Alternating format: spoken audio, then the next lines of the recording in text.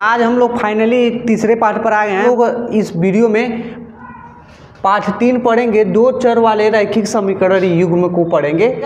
Personally 3.1 में हम लोग पढ़ेंगे क्या क्या पढ़ा जाएगा ये हम लोग बताने वाला हूँ इसमें। तो देखिएगा, बीजगणितीय रूप में पढ़ेंगे पहले, उसके बाद पढ़ेंगे ग्राफीय रूप। जैसे बीजगणितीय रूप का मतलब क्या है? बीजगणितीय रूप का मतलब यह है कि हमको दो को कोई रैखिक समीकरण दिया रहेगा, ठीक है, यहाँ पर, और उसको क्या करना पड़ेगा, सॉल्व कर करके ग्राफीय रूप में उसको दर्शाना रहेगा। मतलब कि यहाँ पर ग्राफीय रूप में ऐसे बनाया हूँ जैसे चित्र में आप लोग को दिखाई दे रहा होगा।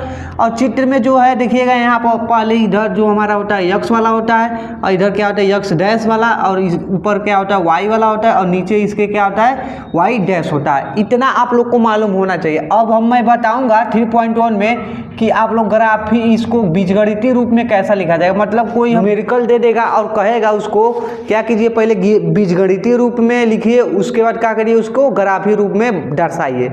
एक क्वेश्चन की सहायता से देखते हैं कि कैसे हम लोग लगाएंगे। तो देखिए, पहला सवाल इसमें क्या कर रहा है, 3.1 में पहला सवाल कर रहा है, आफ्ताब अपनी पुत्री से कहता है। कोई आफ्ताब एक पिता हैं जो अपनी पुत्री से कह रहे हैं कि 7 वर्ष पूर्व मैं तुमसे 7 गुनी आयु का था। तो देखिएगा, जो पहले कह रहा है उसको हम लोग लिखना प्रारंभ करेंगे। देखिएगा, पहला सवाल हमारा है, कह रहा है कि आफ्ताब अपनी पुत्री से कहता है। तो मान लेते हैं आफ्ताब माना आफ्ताब की आयु बराबर यक्स है, ठीक।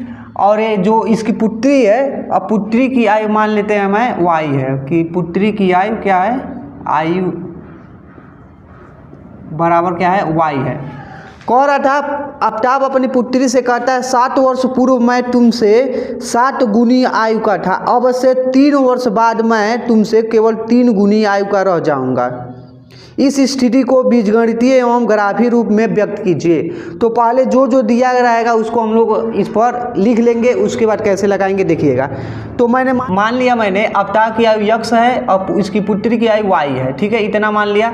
अब कह रहा था 7 वर्ष पूर्व कह रहा था जो आफ्ताब की आयु है, इनके पुत्री की 7 गुनी आयु के आफ्ताब हैं, तो इतना कर लिया। अब यहाँ से हम लोग क्या किए हैं, इसको जैसे था वैसे लिख लिया हूँ, 7 वाई हो गया है। अब यहाँ माइनस था तो माइनस किया, 7 7 49 हो गया है। फिर इसको जब सॉल्व किया हूँ तो इतना आ गया है, ठीक है। उसके बाद कह रहा था हमारा सवाल में कि 3 वर्ष बाद अब क्या हो रहा है, जो इसका वर्तमान वर्ग था उसके 3 वर्ष बाद, अब 3 वर्ष बाद क्या हो जाएगा देखिएगा। कह रहा था आफ्ताब की आयु जो है 3 वर्ष बाद अपनी पुत्री की आयु की 3 गुनी हो जाएंगे, तो 3 गुनी से गुणा कर दिया। उसके बाद जैसे ये था वैसे लिख लिया, इसका गुणा मैंने दोनों में किया तो इतना आ गया। उसके बाद इतना से क्या किया हूँ, सॉल्व किया हूँ तो इतना आ गया। मतलब कि समीकरण यह 1 था, समीकरण 2 था। समीकरण 1 और 2 जो हैं ये बीजगणितीय रूप में लिखा गए हैं, ठीक है। अब हम लोग क्या करेंगे, इसको ग्राफीय रूप में हल करेंगे, ग्राफीय रूप में इसको बताएंगे कि कैसे क्या होगा। तो अब देखिएगा, समीकरण 1 से मैं क्या कर रहा हूँ, समीकरण 1 से मैं क्या कर रहा हूँ, यक्स बराबर, इसको सभी को इधर कर ले रहा हूँ, तो यक्स बराबर 42 माइनस हो जाएगा 7 वाई, ठीक। अब देखिए, इसको ग्राफीय रूप में हमको क्या करना था, व्यक्त करना था। तो मैं क्या करूँगा, इसको यक्स और वाई के पदों में पहले मान ज्ञात कर लूँगा। यहाँ से सारणी बना लेते हैं। तो देखिएगा कैसे बनाएंगे इसको, यहाँ पर यक्स वाई, ठीक। तो अब देखिएगा, जब यक्स का मान हमें यहाँ पर रखूँगा -7 रखूँगा, तो यहाँ पर 5, और उसी तरह जब हम क्या करेंगे, यक्स का मान 0 यहाँ पर रखेंगे, मतलब यहाँ यक्स का मान 0 रखेंगे तो हम लोग का वाई का मान आ जाएगा 6, ठीक। और उसी तरह जब हम क्या करेंगे, यक्स का मान 7 रखेंगे, मतलब यक्स की जगह 7 रखेंगे तो इसका मान आ जाएगा भी 7 ही आ जाएगा। मतलब यहाँ पर 7 रखेंगे, उसके बाद 7 यहाँ पर रख देंगे, तो क्या करेंगे, -42 का -42 को बढ़ा के इधर भेज देंगे। उसके बाद यहाँ से मान ज्ञात करेंगे तो 7 आ जाएगा। अभी तो समीकरण 1 का मान ज्ञात किए, अब हम लोग समीकरण 2 का भी मान निकाल लेते हैं। तो समीकरण 2 से, अब समीकरण 2 से क्या हो जाएगा देखिएगा, समीकरण 2 यहाँ पर दिया गया, तो यक्स बराबर यहाँ पर निकाल ले रहा हूँ, यक्स बराबर 6 अब -3 वाई है तो इधर भेजूंगा बराबर के, तो +3 वाई हो जाएगा। अब यहाँ से देखिएगा तालिका क्या लिख करके आएगी हमारी, ऐसे हम लोग को बनाना पड़ेगा, ठीक है। तो अब हम 3 मान यहाँ से भी निकालेंगे, यक्स वाई।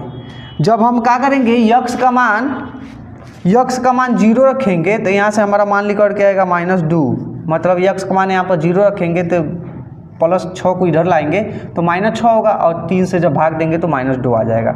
और फिर यक्स का मान जब हम -3 रखेंगे तो हमारा -3 ही आएगा। यक्स का मान जब हम 0 रखेंगे तो फिर क्या, जब यक्स का मान 6 रखेंगे तो यहाँ पर 0 आ जाएगा। देखिएगा, यक्स का मान जब यहाँ 6 रखेंगे तो इस 6 को इधर करेंगे तो 0 हो जाएगा घट के, और इसको भी जब इधर करेंगे तो यहाँ पर 0 आ जाएगा यक्स का। इतना हम लोग को इससे और इससे मतलब है हमको। अब हम लोग एक्स को मिटाते हैं, तो आप लोग स्क्रीनशॉट ले लीजिएगा, ठीक है। अब क्या करेंगे, हम लोग बनाएंगे ग्राफीय विधि पर। इसको क्या करना था, हमको दर्शाना था, तो ऐसे ग्राफीय विधि बनाएंगे। तो चतुर्थांश बनाएंगे पहले हम लोग। तो यहाँ पर तो 0 होता है, मान लेते हैं कि यहाँ पर 1 है, यहाँ पर 2 है, यहाँ पर 3 है, और यहाँ पर हमारा जो है 4 है, 5 है, 6 है, और उसके बाद यहाँ पर 7 है। क्योंकि हम लोग का सबसे मैक्सिमम 7 ही तक गया है तो 7 ही तक मानेंगे। अब ऊपर देखिएगा, ऊपर भी 7 तक गया है, तो इसको और नीचे नीचे मान लेते हैं हम लोग। चतुर्थांश बनाएंगे और मानेंगे इसमें 1 2 3 4 5 6 7 8 तक मान लेते हैं। फिर ऊपर भी इसी तरह मांगेंगे। आप लोग इंच से जब बनाएंगे ना तो एकदम एग्जैक्ट दूरी पर आएगा, इतना दूरी पर। तो यहाँ भी 1 2 3 4 5 6 और यहाँ भी हमारा 7 हो गया, ठीक है। हमारा थोड़ा सा कम बेसी हो जाएगा, चलेगा तब भी। देखिएगा, इधर हमारा यक्स होता है, इधर हमारा यक्स डैश होता है, इधर हमारा वाई होता है, इधर हमारा वाई डैश होता है, मतलब यह प्लस में होता है। तो 1 2 3 4 5 6 7 और ये 8। और इधर क्या होता है, इधर भी प्लस में होता है। तो 1 2 3 4 5 6 और 7, ठीक है। ऐसे हम लोग दर्शा लेंगे। अब समीकरण 1 से हम क्या कर रहे हैं, हम लोग इसका मान रख रहे हैं। तो यक्स वाला जब -7 लेंगे तो माइनस भी बनाना पड़ेगा। यक्स का मान इधर 7 आता है हमारा, तो 1 2 3 4 5 6 और यहाँ पर मान लेते हैं 7, ठीक है। ये हमारा यक्स डैश है। तो देखिएगा, -1 -2 -3 -4 -5 -6 -7, ठीक। अब हमको y बराबर तो -7 नहीं है, तो y बराबर खींच लेते हैं 1 2 3 4 5 6। तो हो जाएगा यहाँ पर -1 -2 -3 -4 -5 और -6। अब दर्शाते हैं, ठीक है। अब देखिए, यक्स का मान जब -7 लेंगे, जब यक्स का मान -7 लिया तो कितना आ रहा है, y का मान 5 आ रहा है, मतलब y 5 यहाँ पर होगा। तो मतलब कि यहाँ से जब हम यक्स का मान 7 लेंगे तो यहाँ पर हमारा आएगा y का मान 5, ठीक। ये हमारा क्या हो गया, हमारा हो गया -7 का 5 वाला हो गया, ठीक। उसके बाद जब हम 0 लेंगे यक्स का मान, मतलब कि यहाँ पर जब लेंगे तो y का मान हमारा क्या आ रहा है, y का मान 6 आ जा रहा है, मतलब कि यहाँ पर हमारा जो यहाँ पर आएगा, ठीक है। यहाँ वाला बिंदु हमारा हो गया 0,6। उसके बाद जब हम लोग 7 लेंगे यक्स का मान, मतलब कि यक्स का मान जब यहाँ पर 7 लेंगे हम, तो y का मान भी कितना आएगा, हमारा 7 आएगा। मतलब कि यहाँ से ऊपर बढ़ाते हैं, इसको इधर इस ऊपर बढ़ाएंगे और इसको इसे कर देंगे, तो यहाँ पर हो जाएगा हमारा 7,7। उसी तरह समीकरण 2 से देखते हैं, जब यक्स का मान 0 ले रहे हैं तो -2 आ रहा है y का मान, तो यहाँ पर होगा। मतलब कि ये वाला हमारा चतुर्थांश क्या हो गया, 0,-2 हो गया, ठीक। उसके बाद जब हम -3 लेंगे तो -3 ही आ रहा है, तो मतलब कि इधर आएगा। -3 जब लेंगे तो नीचे बनेगा, यहाँ भी -3 y का मान होगा, तो -3 यहाँ पर हो जाएगा, ठीक है, यहाँ पर। तो यहाँ वाला जो लिखकर के आएगा वो क्या होगा, हमारा हो जाएगा -3, -3, ठीक। उसके बाद देखिए, जब हम यक्स का मान 6 ले रहे हैं तो 0 आ रहा है y का मान, तो यक्स का मान यहाँ पर 6 लेंगे तो यहाँ पर 0 आएगा। मतलब कि यहाँ वाला जो हमारा होगा, यहाँ वाला चतुर्थांश होगा तो वही 6,0 होगा। और हमेशा यक्स वाला ही पहले लिखते हैं और y वाला बाद में लिखते हैं। अब देखिए, यहाँ से हम लोग खींचेंगे। अब समीकरण 1 वाला कौन कौन था, -7 और 5 वाला था, -7 और 5 वाला यहाँ पर है, एक 0 और 6 वाला था, 0 वाला 6 वाला था, और 7 और 7 वाला था, मतलब कि यहाँ वाला था। तो जब ऐसे हम लोग खाँचेंगे इसको भैया, जहाँ जहाँ बिंदु आया उसी को खाँचेंगे, तो तो यहाँ से जब हम लोग ऐसे खींचेंगे तो ई हमारा हो करके ऐसे जाएगा। आप लोग का लाइन एकदम सोच जाएगा। मैं तो यहाँ पर इंचल की सहायता का प्रयोग कर नहीं रहा हूँ, इसलिए क्या हो रहा है, थोड़ा सा ऊँचे नीचे चल जा रहा है। तो ए वाला हमारा इस तरह से चल जाएगा, ठीक है। उसके बाद समीकरण 2 से जब हम लोग देख रहे हैं तो समीकरण 2 से यहाँ वाला बच रहा है, मतलब कि जब इसको खींचेंगे ऐसे हम लोग तो ई है से कुछ होकर के यहाँ से जाएगा, ठीक है ना। तो ऐसे हम लोग खींच लेंगे। आप लोग जब ये ग्राफिक विधि को हल करेंगे ना तो एकदम एग्जैक्ट आप लोग का ऐसे जाएगा, ठीक है, सोच जाएगा थोड़ा सा ऐसे। जब तक आगे बढ़ाते रहेंगे इसका मान बढ़ता जाएगा, ऐसे ऐसे जाएगा, ठीक है ना। तो आप लोग, मैं तो यहाँ इंचल का प्रयोग किया ना, क्योंकि मेरा इंचल का प्रयोग करेंगे तो बहुत ही छोटा छोटा होगा, इसलिए मैं ऐसे अपने मन से एग्जैक्ट करके मान लिया हूँ कि ऐसे ऐसे इतना है।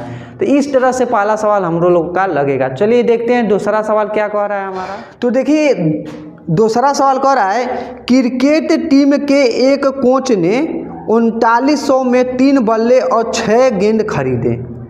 बाद में उसने एक और बल्ला तथा उसी प्रकार की 3 गेंदें 1300 में खरीदी। इस स्थिति को बीजगणितीय तथा ज्यामितीय रूप में व्यक्त कीजिए। तो चलिए हम लोग क्या करते हैं, पहले इसको मिटाते हैं, उसके बाद लगाने का प्रयत्न करते हैं। दूसरा सवाल हमारा था, क्रिकेट टीम के एक कोच ने 3900 में से 3 बल्ले तथा 3 गेंद खरीदे थे। तो मान लेते हैं कि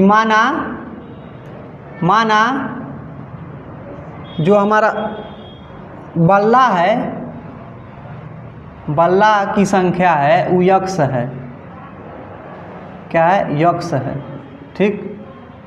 और जो गेंद की संख्या है, गेंद की संख्या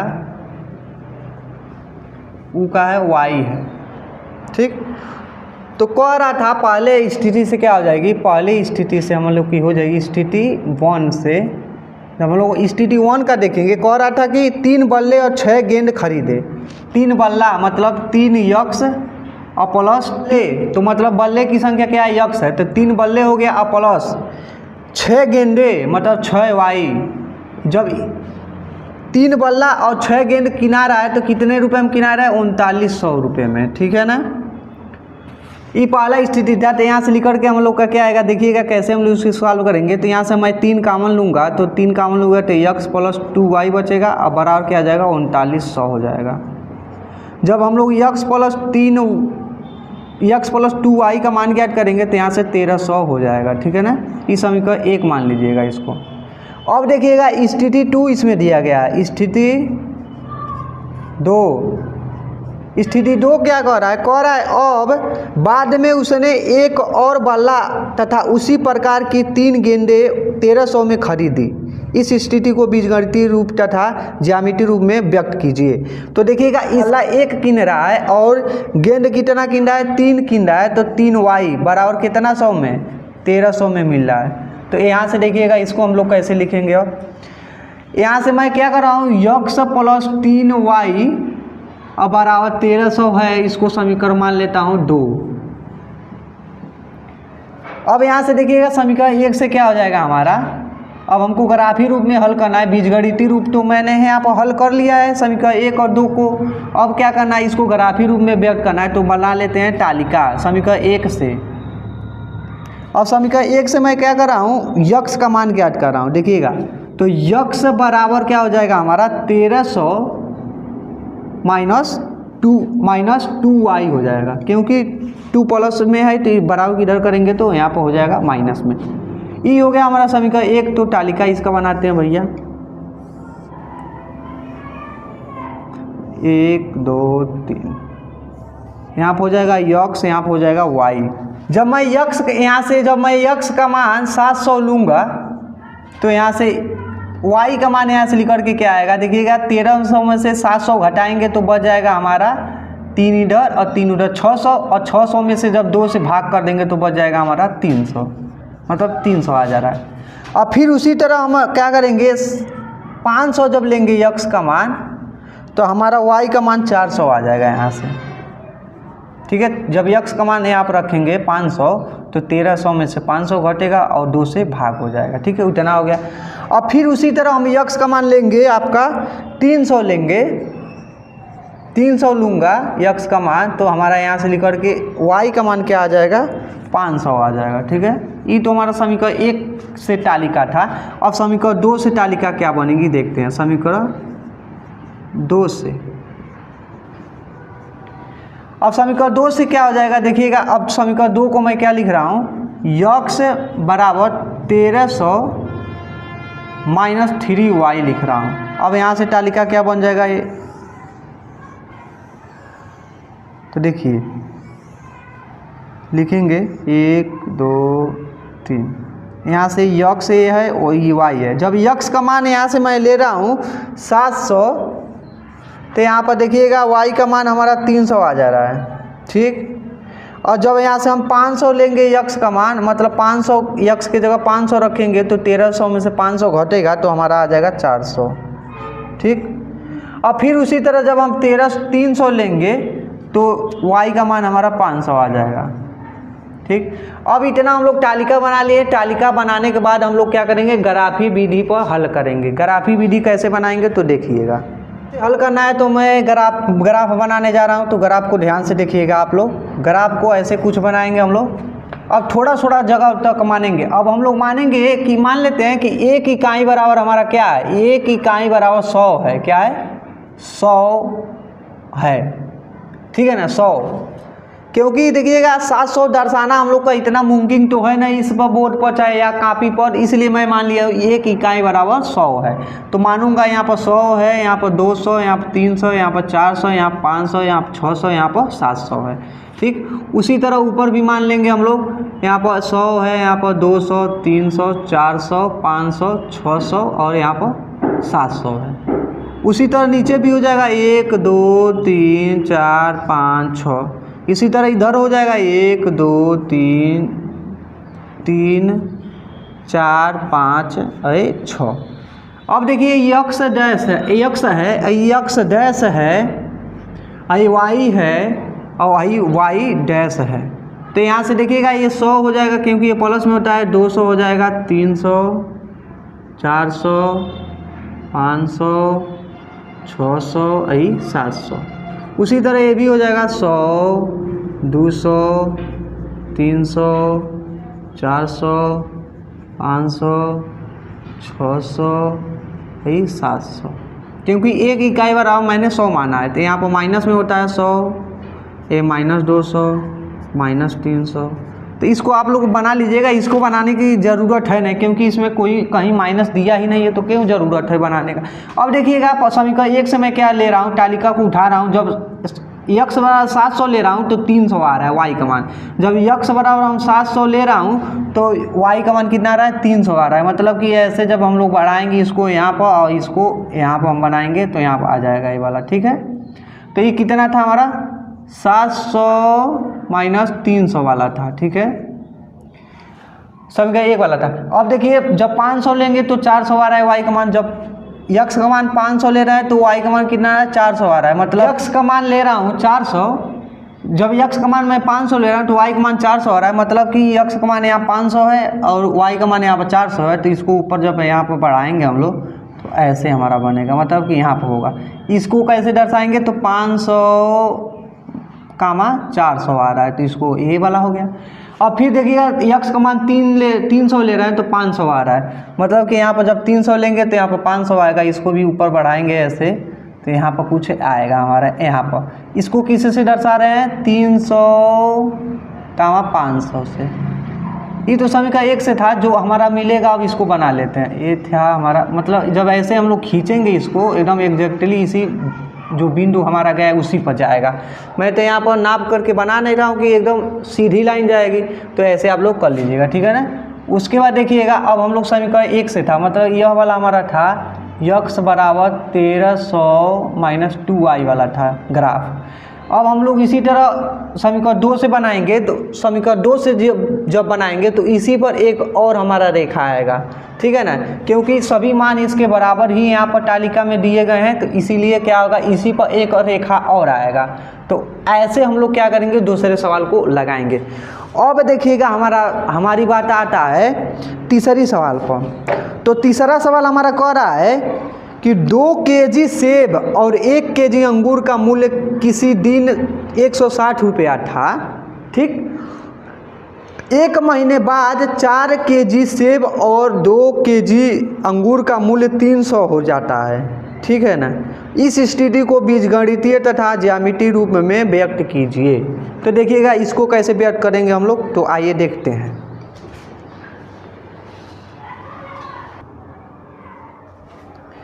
तो चलिए दूसरा सवाल को देखिए क्या कर रहा है। कह रहा है 2 किग्रा सेब और 1 किग्रा अंगूर का मूल्य। तो मान लेते हैं कि पहले मान लेते हैं, माना हमारा अंगूर है और सेब है। माना सेब का मूल्य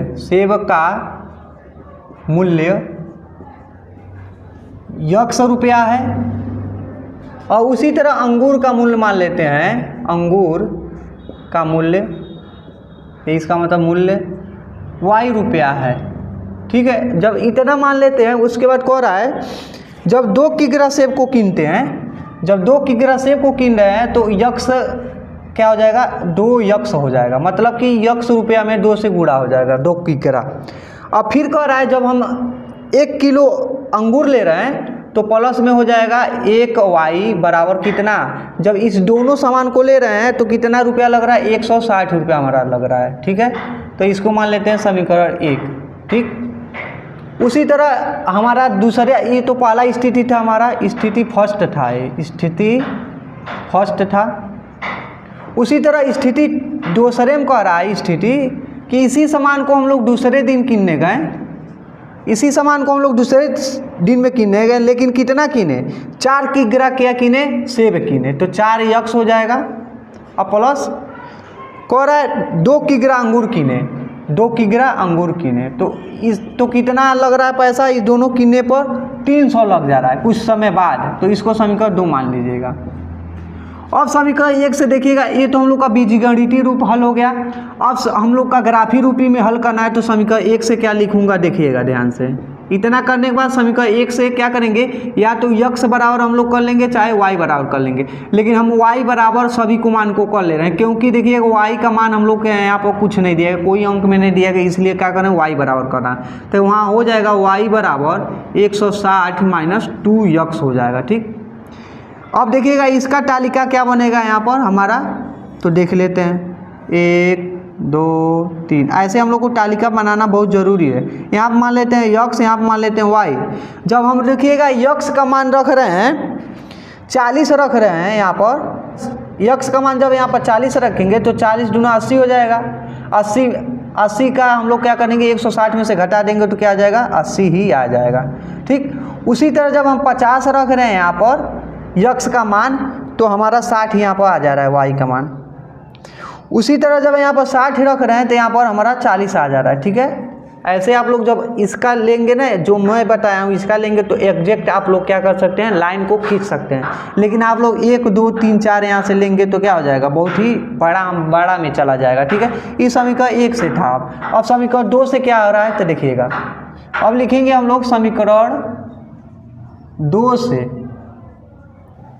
तो समीकरण 2 से क्या हो जाएगा, देखिएगा मैं क्या कर रहा हूँ, 2Y बराबर यहाँ पर भी ले रहा हूँ, तो लिखेंगे 2Y बराबर हो जाएगा 300, और ये इसको उठा के इधर करेंगे तो माइनस में हो जाएगा, तो 4X हो जाएगा माइनस में। अब यहाँ से तालिका क्या बन जाएगा, देखिएगा ध्यान से, 1 2 3, X यहाँ पर हो जाएगा, यहाँ पर Y हो जाएगा। जब मैं X का मान देखिएगा 40 ले रहा हूँ, तो हमारा क्या आ जा रहा है, 70 आ जा रहा है Y का मान यहाँ पर। जब X का मान 40 यहाँ पर रखूँगा तो 60, और 160 में से जब घटाएंगे तो 70 आ जाएगा, ठीक। उसी तरह से जब यहाँ पर 50 लूँगा मैं, तो यहाँ पर हमारा 85 ही आएगा Y का भी मान। जब 60 लेंगे तो यहाँ पर 30 आ जाएगा। इस तरह से आप लोग क्या करेंगे, देखिएगा समीकरण 1 और समीकरण 2 से मैं क्या करूँगा, तालिका को बना लिया हूँ। अब तालिका बनाने के बाद क्या करेंगे, इसी को हम लोग क्या करेंगे, ग्राफी विधि पर हल करेंगे। मतलब ऐसे हम लोग को करके यहाँ पर 1 2 3 4 ऐसे हल करेंगे। और आप लोग एक इकाई बराबर मानिएगा, मैं इस सवाल को ग्राफी विधि पर हल नहीं करूँगा, आप लोग करके देखिएगा कितना आया आपको। तो मान लेंगे यहाँ से 1 इकाई बराबर 10 है। देखिएगा क्यों मैं इतना माना हूँ, क्योंकि देखिएगा जब हम लोग इस पर 40 40 को जब हम लोग इस पर दर्शाएंगे तो हम लोग छोटा कापी होता है हमारा, उस पर सही से दर्शा नहीं पाएंगे। इसलिए मैंने क्या किया, एक इकाई बराबर कितना मान लिया, 10 है। तो देखिएगा, तो यहाँ पर मानेंगे 10, 20, 30, 40 ऐसे मान करके ऊपर भी और नीचे भी जैसे भी मान करके आप लोग क्या करेंगे, तालिका पर दर्शा लेंगे। इतना आप लोग को समझ में आ गया है कि नहीं आ गया है? ठीक, इतना आप लोग को समझ में आई होप आ गया होगा। तो देखिएगा 3 ही सवाल पर्सनालिटी 3.1 में 3 ही सवाल था और तीनों को मैंने बता दिया। इसी तरह से अगर हम लोग के एग्ज़ाम बोर्ड में भी आ जाएंगे तो आप लोग ऐसे ही लगाएंगे। ठीक है, अब हम लोग अगले वीडियो में 3.2 को पढ़ेंगे और 3.2 भी बहुत ही मोस्ट इम्पॉर्टेंट है एग्ज़ाम रिलेटेड, क्योंकि इसमें से बहुत सारा प्रश्न पूछा जाता है हम लोग का। ठीक है ना, तो चलिए आज का वीडियो यहीं तक है। जय हिंद, जय भारत।